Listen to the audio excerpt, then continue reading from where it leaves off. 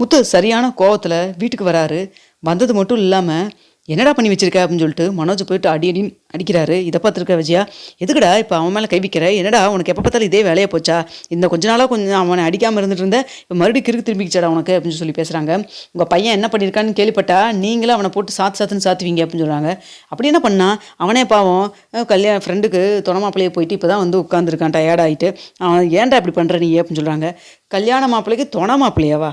அது சரி, இன்னும் அப்படி தான் சொல்லிட்டு இருக்கிறேன் என்னடா அப்படின்னு சொல்லிட்டு இருக்கிறாங்க. அப்போ ரவி இருந்துட்டு உடனே இவன் பண்ண வேலைக்கு முத்து என்ன அடிக்கிறது, நானே 2 சாத்தலான் இருக்குது, என்னடா பண்ணுறதுன்னு சொல்லி நின்றுருக்கு அப்படின்னு சொல்லிட்டு இருக்கிறாங்க. என்னடா ரவி நீ எப்படி பேசுகிற அப்படின்னு சொல்லிட்டு விஜயா கேட்குறாங்க. அப்போ அண்ணாமலை வந்துட்டு முத்து பொறுமையாரு, என்னாச்சு நடந்தது சொன்னா தானே தெரியும், என்னடா நடந்துச்சு அப்படின்னு சொல்லி கேட்குறாங்க. அப்பா இவன் நம்ம தலையில் எல்லாத்த தலையிலையும் மிளகா அரைச்சிட்டு இவன் தலையில் மண்ணவாரி போட்டு வந்திருக்கிறான்ப்பா. இந்த விஷயம் மட்டும் பார்லர் அம்மாவுக்கு தெரிஞ்சுது. அந்த அம்மா வேப்பிலை கையில் வச்சு ஆடுறது மட்டும் இல்லாமல் இவனை கொண்டுட்டு போய் ஜெயிலில் தள்ளி கம்பி எண்ணெய் வச்சிரும் பார்த்துங்க, லைஃப் டைம் அப்புறம் வந்துட்டு ஜெயிலே தான் இருக்கிற மாதிரி ஆயிரும் அப்படின்னு சொல்கிறாங்க. என்னடா சொல்கிற முத்து அப்படின்னு சொல்லி கேட்குறாங்க. ஆமாப்பா இவன் பண்ண வேலையை பாருங்க அப்படின்னு சொல்லிட்டு உடனே கையிலேருந்து ஃபோனில் இருக்க வீடியோவை எடுத்து காமிக்கிறாங்க, ஃபோட்டோவும் காமிக்கிறாங்க. இதை பார்த்தோன்னா என்னடா அது அப்படின்னு சொல்லிட்டு அண்ணாமலை ஷாக் ஆகுறாங்க. என்ன காமிச்சான் அப்படின்னு கொடுங்க அப்படின்னு சொல்லிட்டு விஜயா பார்க்குறாங்க. பார்த்தோன்னா விஜயாக்கு செம கோவம் வருது. என்னடா வேலை பார்த்து வச்சுருக்கிற அப்படின்னு சொல்லிட்டு சட்டு செவினியே 2 பலார்னு வீசுகிறாங்க. அம்மா இல்லைம்மா அது வந்து அப்படின்னு சொல்கிறப்போ, உனக்கே தெரியும்ல நீ என்ன தப்பு பண்ணியிருக்கேன்னு, ஏன்டா ஒன்றும் தெரியாத மாதிரி கோவில் வரைக்கும் வந்துட்டு அப்போ கூட வந்துட்டு அந்த பொண்ணு யார், உன்னை வந்துட்டு ஹஸ்பண்ட் வந்து பிடிச்சி கை பிடிச்சதுன்னு கேட்டதுக்கு மாப்பிள்ளை அந்த பொண்ணுக்கு யார் வந்து ஹஸ்பண்ட் கூட தெரியாது, அந்தளவுக்கு மனநிலை பாதிக்கிட்டு இருக்குதுன்னு சொல்லிட்டு நீயும் அதான் அந்த சொட்ட மண்டையருக்கான அந்த சந்தோஷம் சொல்லிட்டு 2 பேரும் சேர்ந்து சொன்னீங்க. அவனுக்கு மண்டையில் முடிதா இல்லைன்னு சொல்லி பார்த்தா கடைசியில் அவனுக்கு மூளையும் இல்லை. ஏன்னா ஏற்கனவே நான் சொன்னேன்ல இந்த பொண்ணு நம்ம குடும்பத்துக்கு செட் ஆகாதுன்னு சொல்லிட்டு. ஏன்னா இந்த பொண்ணோட எப்படா நீ குடும்பம் நடத்துவ, ஏற்கனவே ஒரு அறக்கறிக்கு வந்துட்டு கல்யாணம் பண்ணிட்டு வந்துட்டு உன்னைய பணக்கார வீட்டு பொண்ணு அப்படி இப்படின்னு என்னென்னமோ தலையில் மிளகா அரைச்சிக்கு பார்த்தா கடைசியில் இப்போ தான் அந்த பிடியிலேருந்து வெளில வந்திருக்கேன். இன்னும் அவர்கிட்ட டைவர்ஸ் கூட வாங்கலை. முத்து சொல்கிற மாதிரி இந்த பார்லர்காரிக்கு மட்டும் இந்த விஷயம் தெரிஞ்சதுன்னா உன்னை சும்மா விட்டுருவாளா அப்படின்னு சொல்லி பேசிகிட்டு இருக்கிறாங்க. அப்போ பேசுகிறப்பே கரெக்டாக ரோகிணியும் வந்துடுறாங்க. வந்தோன்னே வந்துட்டு மனோஜ் எங்க அப்படின்னு சொல்லிட்டு அங்கே இன்ஸ்பெக்டர் ஒருத்தர் வந்து கேட்குறாங்க. இதை பார்த்தோன்னே அம்மாம்மா ப்ளீஸ்மா தெரியாமல் பண்ணிட்டேம்மா, என்ன போலீஸ்க்கு இதை அரெஸ்ட் பண்ணிட்டு போயிட போகிறாங்கம்மா அப்படின்னு சொல்லிட்டு இருக்காங்க. இதெல்லாம் பண்ணுறக்கு முன்னாடி வேணும் உனக்கு சார், என் பையன் தாங்க சார், ஏதோ தெரியாமல் பண்ணிட்டாங்க சார் அப்படின்னு சொல்கிறாங்க. எதுமா தெரியாமல் பண்ணுறது, கோர்ட்டில் கேஸ் போயிட்டுருக்குது, 6 மாதம் இன்னும் டைம் இருக்குது, அதுக்குள்ளே இந்த பொண்ணுக்கு கண்ணில் மிளகாய தூவிட்டு இவர் வாட்டுக்கு போய் ஒரு பொண்ணை கல்யாணம் பண்ணிக்கிறார். அது அந்த பொண்ணு மனநல பாதிக்கப்பட்ட பொண்ணு, பணங்காசுக்காக போய் கல்யாணம் பண்ணிக்கணும்னு கேள்விப்பட்டேன். என்ன இதெல்லாம், எனக்கு தெரிஞ்சு 10 வருஷம் கண்டிப்பாக ஒரு ஜெயிலில் தான் இருக்க வேண்டியது இருக்கும் அப்படின்னு சொல்லி பேசுகிறாங்க.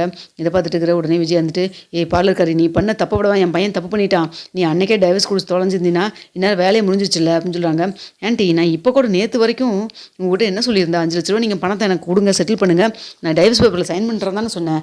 ஆனால் அதையெல்லாம் பண்ணாமல் பணத்தை கொடுத்து செட்டில் பண்ணாமல் இப்படி பணத்தை கொடுக்கறதுக்கு பதிலாக ஏமாத்து வேலையை பண்ணி வச்சிருக்கிறாரு உங்கள் பையன். அதெல்லாம் கேட்காம என்கிட்ட வந்துட்டு பேசிகிட்டு இருக்கிறீங்க அப்படின்னு சொல்லி சொல்கிறாங்க.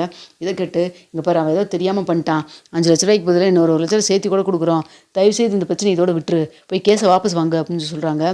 நல்லா இருக்குதுங்க, எனக்கு முன்னாடியே என் கண்ணு முன்னாடியே வந்துட்டு இந்த பொண்ணுக்கிட்ட பணத்தை சேர்த்து கொடுக்குறேன், டைவர்ஸ் கொடுத்துரு அப்படின்னு சொல்லிட்டு இப்படி கேட்டுட்டு இருக்கிறீங்க, இதுக்கே உங்களை தூக்கியில் உள்ளே வைக்கணும் குடும்பத்தோட அப்படின்னு சொல்லி பேசுகிறாங்க. அப்போ உடனே முத்து வந்துட்டு சார் அவன் ஏதோ தெரியாமல் ஏதோ தப்பு பண்ணிட்டாங்க சார் அப்படின்னு சொல்கிறாங்க. ஓ குடும்பமே சேர்ந்து தான் அவருக்கு வந்துட்டு சப்போர்ட் பண்ணிட்டு இருக்கிறீங்களா?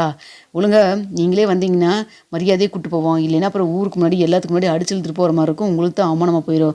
ஏதோ ஷோரூம்லாம் வச்சுருக்கீங்கன்னு நான் கேள்விப்பட்டேன், அதுக்கப்புறம் பிஸ்னஸ் கூட பண்ண முடியாமல் போயிடும் பார்த்துக்குங்க அப்படின்னு சொல்லிட்டு இருக்கிறாங்க. என்ன பண்ணுறதுன்னு தெரியாமல் அவன் வந்துட்டு மனோஜ் வாங்க சார் போகலாம் அப்படின்னு சொல்லிட்டு கூப்பிட்டு போகிறாங்க.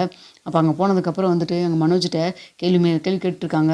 அப்போ வந்துட்டு அந்த கனகாவுடைய அம்மா அங்கே வந்துடுறாங்க, வக்கீலை கூட்டிகிட்டு வந்துருக்குறாங்க. இதை பார்த்துன்னு வந்துட்டு மனோஜ் வந்துட்டு ஆன்ட்டி இங்கே பாருங்கள் ஆன்ட்டி, நீங்கள் சொன்னீங்க தான் நான் பண்ணேன், கடைசியில் இப்படி ஆயிடுச்சு, நான் தான் உங்கள்கிட்ட அத்தனை தடவை சொன்னேன்ல டைவர்ஸ் முடிஞ்சதுக்கப்புறம் இதெல்லாம் பண்ணிக்கலாம்னு சொல்லிட்டு, இப்போ தேவையில்லாமல் இப்போ நான் வந்து பிரச்சனையில் மாட்டியிருக்கேன் பாருங்க அப்படின்னு சொல்கிறாங்க. இதை கேட்டு இங்கே பாருங்கள் அப்படியெல்லாம் உங்களை விட்டுற மாட்டேங்க, நான் கவலைப்படாமல் இருங்க, ரோகிணிக்கு பணத்தை கொடுத்து செட்டில் பண்ணிடலாம், கையெழுத்து போட்டாங்கன்னா வேலை முடிஞ்சதில்லை அப்படின்னு சொல்லி பேசுகிறாங்க. அப்போ அங்கே இருக்கிற இன்ஸ்பெக்டர், என்னங்க சட்டத்தை உங்களுக்கு தகுந்த மாதிரி மாற்றிக்குவீங்களோ இஷ்டத்துக்கு, நான் ஒருத்தங்க உட்காந்துருக்கேன், நீங்கள் வாட்டுக்கு போய் அவர் அக்யூஸ்ட்டை பேசிகிட்டு இருக்கீங்க அப்படின்னு சொல்கிறாங்க. சார் அக்யூஸ்ட்டு அவங்களாம் இல்லைங்க சார் அப்படின்னு சொல்கிறப்போ உடனே அங்கே இருக்கிற சொல்கிறாரு கான்ஸ்டபிள், ஃபஸ்ட்டு இவங்கள பிடிச்சிருக்கணும் சார், ஏன்னா இவங்க தானே ஐடியா கொடுத்துருக்காங்க, தப்பு பண்ணவங்க தூண்டினவங்கள தானே வந்துட்டு சட்டம் அதிகமான தண்டனை கொடுக்கும் அப்படின்னு சொல்லி பேசுகிறாங்க. சார் பார்த்து பேசுங்க, நான் யாருன்னு உங்களுக்கு தெரியுமா, நீங்கள் யாராக வேணால் இருந்துட்டு போங்க, தப்பு பண்ண சட்டத்துக்கு முன்னாடி நீங்கள் தப்பு பண்ணவங்க தானே அப்படின்னு எல்லாம் பேசுகிறாங்க. அப்போ கரெக்டாக விஜயாவும் வந்துடுறாங்க. ஓ, நீங்கள் தான் அந்த பொண்ணுடைய அம்மாவா? ஏங்க உங்கள் பொண்ணை அப்படி வச்சுக்கிட்டு என் பையனை இழிச்சு வாயன் ஒருத்தன் கிடைச்சான்னு சொல்லிட்டு என்னென்னமோ பேசி பணம் கொடுக்குற காசு கொடுக்குற சொத்து எழுதி வைக்கிறேன்னு சொல்லிட்டு என்னென்னமோ பண்ணி கடைசியில் வந்துட்டு உங்கள் பொண்ணை வந்து என் பையனுடைய தலையில் கட்டி வச்சுட்டு இப்போ வந்து இங்கே நின்றுட்டுருக்கிறீங்க. நீங்கள் ஃபஸ்ட்டு உங்களை அரெஸ்ட் பண்ணி போடணும், உங்கள் மேலே ஃபஸ்ட்டு நான் கேஸ் கொடுக்குறேன் அப்படின்னு சொல்லிட்டு இருக்கிறாங்க. இதை பார்த்துட்டு மேடம் கொஞ்சம் அமைதியாக இருங்க, நான் வந்துட்டு உங்கள் பையன் நல்லதுக்கு தான். எதுங்க நல்லது? உங்கள் பொண்ணை வந்துட்டு என் பையன் தலையில் கட்டி வச்சுக்கிட்டு இப்போ வந்துட்டு என் பையனுக்கு தான் நல்லதுக்கு தான் பண்ணியிருக்கேன்னு சொல்லிட்டு இருக்கிறீங்க, வாய் கூசாமல் அப்படின்னு சொல்லி அங்கேயே சத்தம் கொடுக்குறாங்க. அதை பார்த்துட்டு இன்ஸ்பெக்டர் இது என்ன இது வந்து ஸ்டேஷன் நினச்சிங்களா இல்லை உங்கள் வீடு நினச்சிக்கிட்டீங்களா? 2 பேரும் வந்து ஆளாளுக்கு ஏதோ சத்தம் போட்டுருக்கிறீங்க. ஒழுங்காக சத்தம் போடாமல் அமைதியாக இருக்கம்மா. என்ன பிரச்சனை உங்களுக்கு? அதாவது கொண்டு வந்து இது பண்ணியாச்சு. அதுக்கடுத்து வந்துட்டு அந்த ரோகிணி பொண்ணு இன்னைக்கு கோர்ட்டு கூட்டிகிட்டு போய் பேசுனதுக்கப்புறம் அங்கே ஜட்ஜு பார்த்து என்ன சொல்கிறாரோ அதுக்கு தகுந்த மாதிரி தான் முடிவு எடுக்க முடியும். நீங்கள் வாட்டுக்கு இங்கே வந்து பேசிட்டு பேசுகிற சத்தத்தை தாங்காமலாம் உங்கள் பையனெல்லாம் ரிலீஸ் பண்ண முடியாது, ஒழுங்காக கிளம்பி போங்க அப்படின்னு சொல்கிறாங்க. அப்போ வெளில போன வந்துட்டு இங்கே விஜயா, ஏமா எதுக்கு இப்படி பண்ணீங்க நீங்கள்?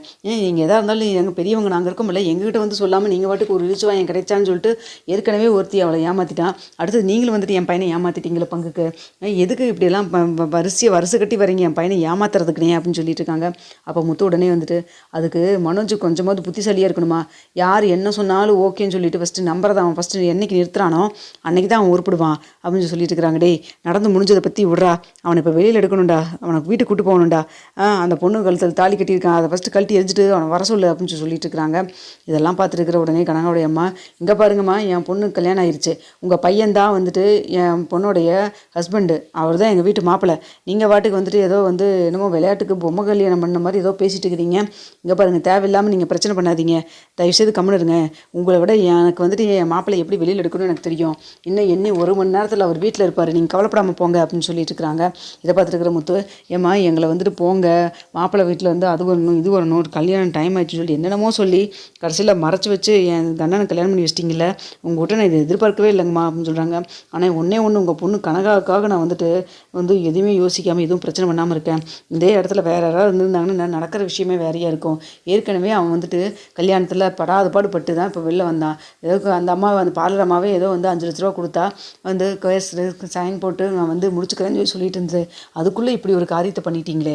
அவன் வாழ்க்கையில் சிக்கல் மேலே சிக்கல் அவனே பண்ணுறது மட்டும் இல்லாமல் கூட இருக்கவங்களும் சேர்த்து பண்ணால் என்ன தான் பண்ணுறதுன்னு எனக்கு ஒன்றுமே புரியல. அவனை நினச்சி கவலைப்படுறதா இல்லை வந்துட்டு என்ன பண்ணுறதுன்னு எனக்கு ஒன்றும் தெரியல அப்படின்னு சொல்லிட்டு இருக்காங்க.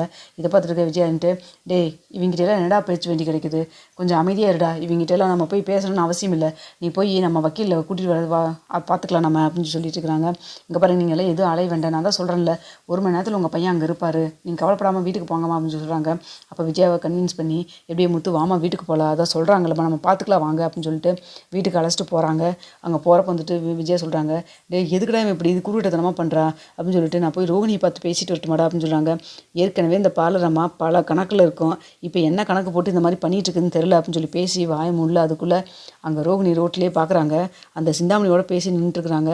இதை பார்த்தோன்னே இல்லை இந்த சிந்தாமணி பண்ணுற வேலையாக இருக்கும், அவள் தான் இதுக்கெல்லாம் ஐடியா கொடுத்துருப்பாடோ அப்படின்னு சொல்லிட்டு இருக்கிறாங்க. ஐடியா கொடுத்தா பார்லர் அம்மா எப்போன்னு பார்த்துட்டு இருந்தது, கரெக்டான சான்ஸ் கிடச்சிருக்கு, அதான் இப்படி பண்ணிகிட்டு இருக்குது அப்படின்னு சொல்லிட்டு முத்து சொல்கிறாங்க. இவங்களாம் என்ன பண்ணுறான் பாருன்னு சொல்லிட்டு ரொம்ப கோவமாக விஜயா அவங்கள திட்டி விடக்காக போகிறாங்க இறங்கி.